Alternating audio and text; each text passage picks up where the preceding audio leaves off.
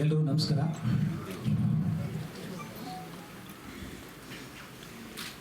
ಒಂದು 17ನೇ ವಯಸ್ಸಲ್ಲಿ ಉತ್ತರ ಕರ್ನಾಟಕದ ಒಂದು ಹಳ್ಳಿಯಿಂದ ಒಬ್ಬ ಹುಡುಗ ಬರ್ತಾ ಇರ್ತಾನೆ. ಬೆಂಗಳೂರಿಗೆ ಬರಬೇಕು ಅಂದ್ಬಿಟ್ಟು ಒಂದು ಸಣ್ಣ ಬ್ಯಾಗ್ ಇರುತ್ತೆ.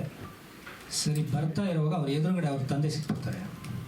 ಇವನು ಅವ್ರ ತಂದೆ ನೋಡ್ತಾರೆ, ಅಷ್ಟು ದೂರದಲ್ಲಿ ಅಂದ ತಕ್ಷಣ ಬ್ಯಾಗ್ನ ಸೈಡ್ಗೆ ಎಸ್ಬಿಡ್ತಾನೆ. ಹೋಗ್ತಾನೆ, ಎಲ್ಲಿಗೋ ಅಂತಾರೆ. ಎಲ್ಲೂ ಇಲ್ಲ, ಇಲ್ಲೇ ಹೋಗಿ ಬರ್ತೀನಿ ಅಂದ್ಬಿಟ್ಟು ಅಲ್ಲಿಂದ ಬೆಂಗಳೂರಿಗೆ ಬರ್ತಾನೆ. ತಿರ್ಗಿ ಹೋಗಿ ಬ್ಯಾಗ್ ತೊಗೊಂಡು ಬೆಂಗಳೂರು ಬಸ್ ಹತ್ಬಿಟ್ಟು ಬರ್ತಾನೆ.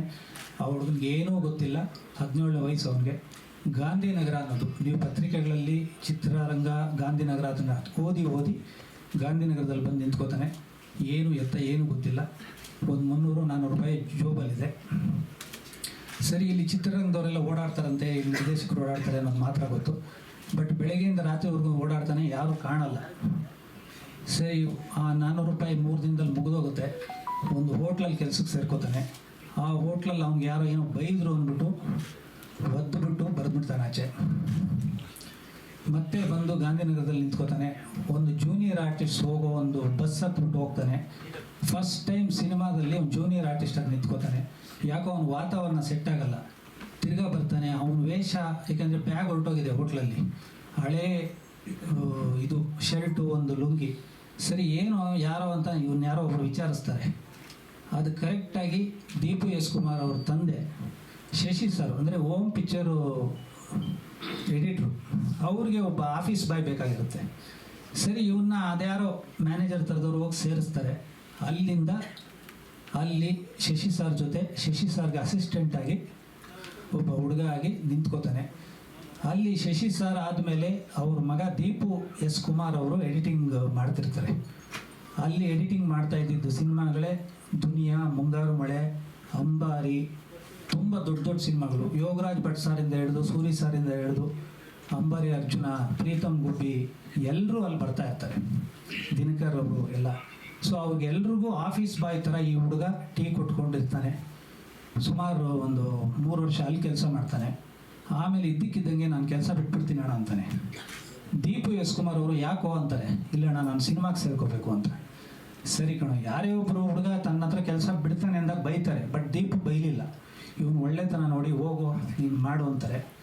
ಅಲ್ಲಿಂದ ಹುಡುಗ ಬಂದು ಸೀದಾ ನನಗೆ ಫೋನ್ ಮಾಡ್ತಾನೆ. ನಾನು ಅಲ್ಲಿ ಬರ್ತಾ ಇದ್ದವನೇ. ಯಾಕೋ ಅಂದರೆ ಕೆಲಸ ಬಿಟ್ಬಿಟ್ಟೆ ಅಂತಾನೆ. ಸರಿ ಕಣೋ, ಇವಾಗ ಏನು ಮಾಡ್ತೀನಿ ಅಂದರೆ ನಾನು ಆರ್ಟಿಸ್ಟ್ ಆಗಬೇಕು ಅಂತಾನೆ. ಆವಾಗ ದೇವ್ರ ದಯೆಯಿಂದ ಸೂರಿ ಸರು ಕಡ್ಡಿಪುಡಿ ಸಿನಿಮಾ ಶುರು ಮಾಡ್ತಾಯಿದ್ರು. ನಾನು ಅಸಿಸ್ಟೆಂಟ್ ರೈಟ್ರಾಗಿ ಅವ್ರ ಹತ್ರ ಇದ್ದೆ. ಸರಿ, ಅವನ್ನ ಕರ್ಕೊಂಡು ಬಂದು ಸೂರಿ ಸರ್ಗೆ ಸೇರಿಸಿದ ತಕ್ಷಣ ಮಾಡಿಸ್ಬೋದು ಅಂತಾರೆ.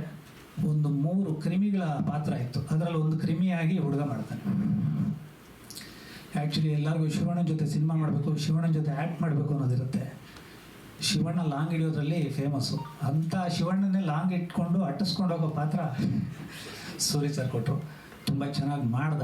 ಅಲ್ಲಿಂದ ಸಣ್ಣ ಪುಟ್ಟ ಪಾತ್ರ ಮಾಡ್ಕೊಂಡು ಬಂದು ಇವತ್ತು ನಾಯಕನಾಗಿ ನಮ್ಮ ಜೊತೆ ಕೂತಿದ್ದಾನೆ.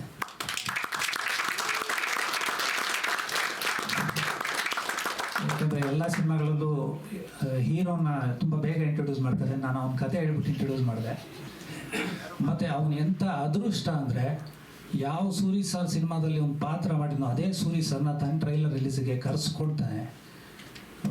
ಮತ್ತು ಡಾಲಿ ಧನಂಜಯ್ ಹೊಸಬರಿಗೆ ಬೆಂತಟ್ಟೋದ್ರಲ್ಲಿ ಅದು ಯಾವಾಗಲೂ ಫೇಸ್ಬುಕ್ಕಲ್ಲಿ ಅಲ್ಲಿ ಇಲ್ಲಿ ಬರೀತಿರ್ತಾರೆ, ತಾನೂ ಬೆಳೆದು ತನ್ನವರನ್ನು ಬೆಳೆಸುವಂಥ ಗುಣ ಅಂತ. ಸೊ ನೀವಿಬ್ಬರಿಗೂ ತುಂಬ ಥ್ಯಾಂಕ್ಸ್. ಮತ್ತು ಇನ್ನು ನಿರ್ದೇಶಕ ನಮ್ಮ ಅಭಿ ಬಗ್ಗೆ ಹೇಳಬೇಕು ಅಂದರೆ, ಅಭಿ ಕೂಡ ಇಂಡಸ್ಟ್ರಿಗೆ ಬರಬೇಕು ಅಂತ ಬಂದು ಅಸಿಸ್ಟೆಂಟ್ ಡೈರೆಕ್ಟ್ರಾಗಿ ಸೇರ್ಕೋಬೇಕು ಅಂದಾಗ ಅದೇನೋ ಗೊತ್ತಿಲ್ಲ. ತಿರ್ಗಾ ನಾನೇ ಸೂರ್ಯ ಹತ್ರ ಕರ್ಕೊಂಡದೆ. ಸೂರ್ಯ ನೋಡ್ಬಿಟ್ಟು ಏನು ಓದಿದೆಯಾ ಅಂದರು. ಮೇಸ್ಟ್ರ ಕೆಲಸ ಮಾಡ್ತಾಯಿದ್ದೀನಿ ಅಂದರು. ಮೇಸ್ಟ್ರುಗಳಿಗೆಲ್ಲ ನಾವೇನೋ ಕೆಲಸ ಕೊಡೋದು, ನಾವು ಬುದ್ಧಿ ಹೇಳಿಸ್ಕೋಬೇಕು ಅಂದರು. ಸರಿ ಅಂದ್ಬಿಟ್ಟು ನಾನು ಸುಮ್ಮನೆ ಮೆಲ್ಲಗೆ ಕನ್ನಡ ಚೆನ್ನಾಗಿ ಬರೀತಾನೆ ಅಂದರೆ ಸರಿ ಇರಲಿ ಅಂತ ಸರಿ ಅಲ್ಲಿ ಕೂರಿಸ್ಕೊಂಡು ಬರೋಬ್ಬರಿ 10 ವರ್ಷ ಅಭಿ ಸೂರ್ಯ ಹತ್ರ ಕೆಲಸ ಮಾಡ್ತಾನೆ. ನಿಮ್ಗೆಲ್ರಿಗೂ ಗೊತ್ತಿಲ್ಲ, ಒಂದು ಗುರುಪೌರ್ಣಿಮೆ ದಿನ ಸೂರ್ಯವರು ಅವನಿಗೆ ಒಂದು ದಸ್ತು ಪೇಪರು, ಪೆನ್ನು ಎಲ್ಲ ಒಂದು ಶರ್ಟ್ ಪೀಸ್ ಕೊಡ್ತಾರೆ. ಅಂದರೆ ತನ್ನ ಶಿಷ್ಯನ ಗುರುಗಳಾಗಿ ನೋಡಿದ್ದಾರೆ ಅವನಲ್ಲಿ. ಏಕೆಂದರೆ ಎಲ್ಲ ನಿರ್ದೇಶಕರುಗಳಿಗೂ ಸಣ್ಣ ಪುಟ್ಟ ತಪ್ಪುಗಳಾಗುತ್ತೆ. 100% ಯಾರ್ದು ಇರಲ್ಲ. ಅಟ್ಲೀಸ್ಟ್ 98 ಸರಿ ಇದ್ರೂ ಒಂದು 2 ತಪ್ಪಾಗಿರುತ್ತೆ. ಆ 2 ತಪ್ಪು ಹುಡುಕ್ತಾ ಇದ್ದವನೇ ಅಭಿ. ಸರ್ ಇದು ಸ್ವಲ್ಪ ರಾಂಗ್ ಇದೆ ಶಾರ್ಟು, ಇದಿದೆ ಅಂತ ಡಿಸ್ಕಸ್ ಮಾಡಿಕೊಂಡು ಮಾಡ್ತಿದ್ವಿ ಅಂತ ಅಭಿ. ಆಮೇಲೆ ಕೋ ಡೈರೆಕ್ಟರ್ಗೆ 10 ವರ್ಷ ಆದಮೇಲೆ ತಾನೊಂದು ಸ್ವತಂತ್ರವಾಗಿ ಒಂದು ಸಿನಿಮಾ ಮಾಡಬೇಕು ಅಂತ ಒಂದು ಸ್ಕ್ರಿಪ್ಟ್ ಮಾಡಿಬಿಟ್ಟು ನನಗೆ ಹೇಳ್ತಾನೆ. ಆಮೇಲೆ ಸೂರಿ ಸರ್ಗೆ ಹೇಳ್ತಾನೆ. ಸೂರಿ ಸರು ಆ ಸ್ಕ್ರಿಪ್ಟನ್ನ 3 ದಿನ ಓದ್ತಾರೆ. ಓದ್ಬಿಟ್ಟು ಒಂದು ಪೇಪರಲ್ಲಿ ಪಾಯಿಂಟ್ಸ್ ಮಾಡ್ತಾರೆ. ಆಮೇಲೆ ಅವ್ನಿಗೆ ಹೇಳ್ತಾರೆ ಇದು ಇದು ಇದು ಅಂತ. ಸರಿ ಅಂದ್ಬಿಟ್ಟು ಈಗ ಏನು ಮಾಡ್ತೀವಿ ಅಂದರೆ, ಸರ್ ಸಿನಿಮಾ ಮಾಡ್ತೀನಿ ಸರ್ ಅಂದರೆ, ಸರ್ ಬಟ್ ಸಪ್ಪಗಿರೋ ಅಬ್ಬಿಗೆ ಸೂರಿಗೆ ಅವ್ರು ಕೇಳ್ತಾರೆ ಯಾಕೋ ಅಂದರೆ, ಸರ್ ಪ್ರೊಡ್ಯೂಸರ್ ಇಲ್ಲ ಅಂತ. ಪ್ರೊಡ್ಯೂಸರ್ ಯಾಕೋ ಬೇಕು ಸಿನಿಮಾಗೆ ಅಂತಾರೆ. ಅವ್ನಿಗೆ ಆಶ್ಚರ್ಯ, ನೀನು ಕಥೆನೇ ನಿರ್ಮಾಪಕರನ್ನು ಹುಡ್ಕೊಂಡು ಬಿಡು ಅಂತಾರೆ. ಅದೇನೋ ಬೈ ಗಾಡ್ಸ್ ಗ್ರೇಸ್ ಅದಾಗಿ ಕರೆಕ್ಟಾಗಿ 9 ದಿನಕ್ಕೆ ಅಭಿಗೆ ಒಬ್ಬ ಪ್ರೊಡ್ಯೂಸರ್ ಸಿಗ್ತಾರೆ. ಅವ್ರ ಹೆಸರು ಕ್ರಿಸ್ಟೋಫರ್ ಕಿಣಿ ಅಂತ. ಅವ್ರು ಯಾವತ್ತೂ ಸಿನಿಮಾದ ಯಾವುದೇ ಗಾಳಿ ಗಂಧ ಇಲ್ಲ. ಅವರು ಸಣ್ಣ ವಯಸ್ಸಿಂದ ಸಿನಿಮಾ ನೋಡ್ತಿದ್ರಂತೆ. ಇದ್ದಕ್ಕಿದ್ದಂಗೆ ಅವರು ತಾನು ಸಿನಿಮಾ ನಿರ್ಮಾಣ ಮಾಡಬೇಕು ಅಂತ ಬರ್ತಾರೆ. ಸೊ ಅವ್ರಿಗೆ ಈ ತಂಡ ಪರಿಚಯ ಆಗುತ್ತೆ. ಕರೆಕ್ಟಾಗಿ ಅವ್ರಿಗೇನು ಬಡ್ಜೆಟ್ ಹೇಳಿದ, ಏನು ದಿನಗಳು ಹೇಳಿದ, ಅದು ಕರೆಕ್ಟಾಗಿ ಸಿನಿಮಾನ ಮಾಡಿ ಮುಗಿಸಿ ಕೊಡ್ತಾನೆ. ಅದು ಇವತ್ತು ಸೌಂಡ್ ಇಂಜಿನಿಯರ್ ಆಗಿದೆ.